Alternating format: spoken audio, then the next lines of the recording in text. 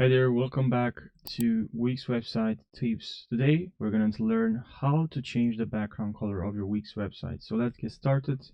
What you're going to have to do here, we have site design, click on that, and then here we have page background. Click on page background, and now you can add an image, even a video, but I'm going to click on color and change the color to white. And as you can see, it's going to change the color.